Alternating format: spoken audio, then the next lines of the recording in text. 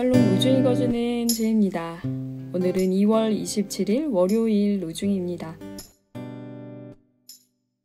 주께서 땅을 심판하러 오신다. 주님은 세상을 정의로 심판하시고 민족들을 공정하게 판결하실 것이다. 시편 98편 7절. 주님, 누가 주님을 두려워하지 않고 주님의 이름을 찬양하지 않겠습니까? 주님 당신만 홀로 거룩하십니다. 그렇습니다. 모든 민족들이 주님 앞에 와서 경배할 것입니다. 주님의 판결이 공표되었기 때문입니다. 요한계시록 15장 4절. 주님의 능력을 참으로 놀라워하는 하루 되세요. 샬롬 하울람. 현대의 많은 고등 국가들이 법치주의를 표방합니다. 법으로 이 세상을 다스린다는 거죠. 치리한다는 거예요. 이게 정말 좋은 면이 있습니다. 법 앞에 모든 사람이 평등하기 때문에 그렇습니다. 그런데 실제로 우리가 살아가다 보면은 이게 정말 평등하지 않다라는 걸 느낄 때가 참 많이 있습니다. 그 유명한 무전, 유죄, 유전, 무죄라는 말도 있듯이 더 많이 가진 사람, 권력이 있는 사람은 법으로부터 좀 자유롭고 아무것도 없는 사람, 힘이 없는 사람들은 법에 자유롭지 못한 것을 우리가 현실에서 경험하기 때문에 그래요. 그래서 아무리 법이 발달하고 아무리 사회가 고등화되어도 불평등한 게 우리의 현실입니다. 최초의 공화제를 실시한 로마도 마찬가지였습니다.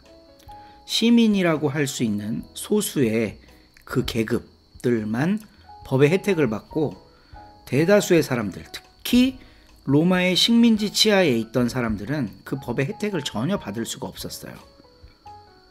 최초의 그리스도인들은 로마 시민들이 아니었고 로마 시민들로부터 차별당하고 박해받는 입장이었기 때문에 로마의 법은 그리스도인들에게 굉장한 차별이요 폭력이었습니다. 그래서 요한계시록의 저자는 이 세상의 판결이 정의롭지 못하기 때문에 로마의 법이 모두에게 공평하게 평등하게 적용되지 못하는 현실이기 때문에 새로운 법을 소개하고 있습니다. 오늘 가르침의 본문을 보면 마지막에 주님의 판결이 공포되었다라고 이야기를 하고 있어요. 만약에 이 세상의 판결이 주님의 판결과 똑같다면 요한은 주님의 판결을 언급할 필요가 없었을 겁니다. 이 세상의 판결이 부당하기 때문에, 불의하기 때문에 주님의 판결에 대해 이야기할 필요가 있었던 거예요. 이 세상에서는 공평하지 못하게 판결한다 할지라도 마침내 주님께서 다시 오셔서 모든 것을 재정비하실 때가 되면 하나님의 공의, 하나님의 정의가 새로운 심판의 기준이 된다라는 생각을 요한은 하고 있었습니다. 거의 1900년 전의 요한의 글이지만 이 이야기는 오늘날도 여전히 유효합니다. 대한민국에서 법을 다루는 사람들은 자신들에게 이로운 방식으로 그 법을 집행하고 판결합니다.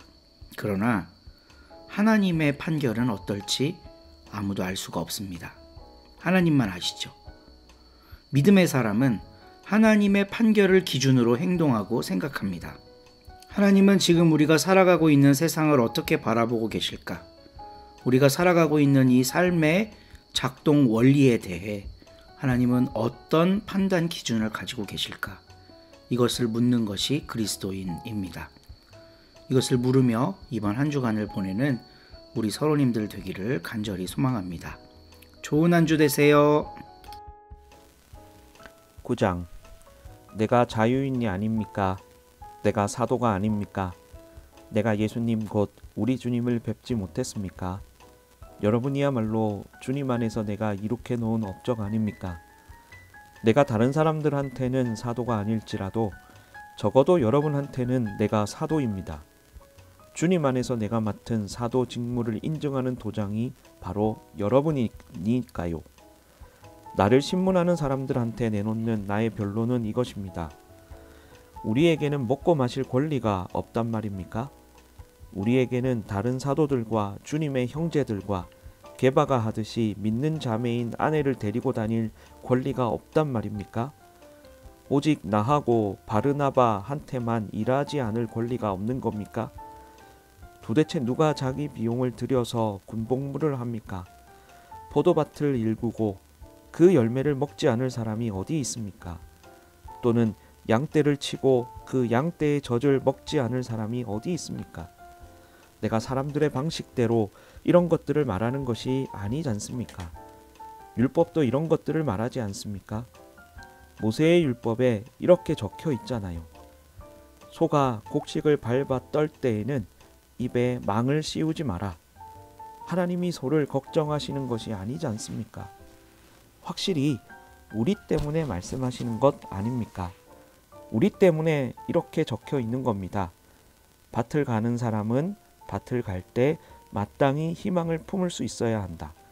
또 곡식을 떠는 사람은 마땅히 몫을 나누어 가질 희망을 품을 수 있어야 한다. 우리가 여러분에게 영적인 것들을 뿌렸다면 우리가 여러분한테서 육적인 것들을 거두어 드린다고 한들 무슨 대단한 일이겠습니까? 다른 사람들이 여러분한테서 한몫 나눠 가질 권리를 가진다면 우리야말로 더 그래야 하지 않습니까? 그러나 우리는 이 권리를 쓰지 않았으며 오히려 모든 것을 참아냅니다. 우리가 그리스도님의 복음에 아무런 방해물을 만들지 않기 위해서입니다. 여러분은 알지 못합니까? 성전과 관련된 일을 하는 사람은 성전에서 나는 것을 먹고 제단 일을 맡아서 하는 사람은 제단 제물에서 그 몫을 나눠 받는다는 것을요. 이와 같이 주님도 복음 전하는 사람들에게 복음을 전하는 일로 생활해 나가도록 정해 주셨습니다. 그러나 나 자신은 이런 이 권리들 가운데 어느 것도 사용해 본 적이 없습니다. 나한테 그렇게 해달라고 이런 것들을 쓴 것은 아닙니다. 그렇게 하느니 차라리 죽는 게 나한테는 낫습니다. 누구도 나의 자랑을 헛되게 하지는 못할 겁니다. 내가 복음을 전하더라도 그것이 나의 자랑거리는 아닙니다. 꼭 해야 할 일로 내게 맡겨진 일이기 때문입니다. 도리어 내가 복음을 전하지 않으면 나는 끝장입니다. 내가 이 일을 가까이 하면 나에게 보상이 있습니다. 그러나 억지로 한다면 나는 그 일에 책임을 맡은 것입니다. 그러면 내가 받을 보상은 무엇입니까? 내가 복음 전할 때 대가 없이 복음을 제시하고 복음 안에서 나의 권리를 다 사용하지 않는 것입니다. 나는 모든 사람들로부터 자유로운 몸이지만 모든 사람들에게 노예가 되었습니다. 그것은 내가 더 많은 사람을 얻기 위해서입니다. 유대아 사람들에게는 내가 유대아 사람처럼 되었습니다. 그것은 내가 유대아 사람들을 얻기 위해서입니다. 율법 아래 있는 사람들에게는 내가 율법 아래 있는 사람처럼 되었습니다. 나 자신은 율법 아래 있지 않지만 율법 아래 있는 사람들을 얻기 위해서입니다. 율법 없는 사람들에게는 내가 율법 없는 사람들처럼 되었습니다. 내가 하나님의 율법 없이 사는 사람이 아니라 그리스도님의 율법 아래 있지만 율법 없는 사람들을 얻기 위해서입니다. 약한 사람들에게는 내가 약한 사람이 되었습니다. 그것은 내가 약한 사람들을 얻기 위해서입니다. 나는 모든 사람들에게 모든 것이 되었습니다. 그것은 내가 무슨 수를 써서라도 몇 명이나마 구원하기 위해서입니다. 내가 이 모든 일을 하는 것은 복음 때문입니다. 그것은 내가 복음의 복에 같이 참여하는 사람이 되기 위해서입니다. 여러분은 알지 못합니까? 경기장에서 달리기 하는 사람들이 다들 달리지만 한 명만 상을 받는 것 아닙니까? 이와 같이 여러분도 상을 받도록 달리십시오. 경기에 나서는 사람마다 다들 모든 일에 절제합니다. 그런데 저 사람들은 썩을 월계관을 받으려고 그렇게 하지만 우리는 썩지 않을 월계관을 받으려고 그렇게 합니다. 나 자신도 이제 달리는데 목표 없이 하는 것처럼 하지 않습니다. 권투 시합을 하는데 허공을 치는 것처럼 하지 않습니다. 오히려 내 몸을 후려치며 종으로 굴복시킵니다. 그것은 혹시라도 내가 다른 사람들에게 선포한 뒤에 나 스스로가 자격을 박탈당한 사람이 되지 않기 위해서입니다. 아멘.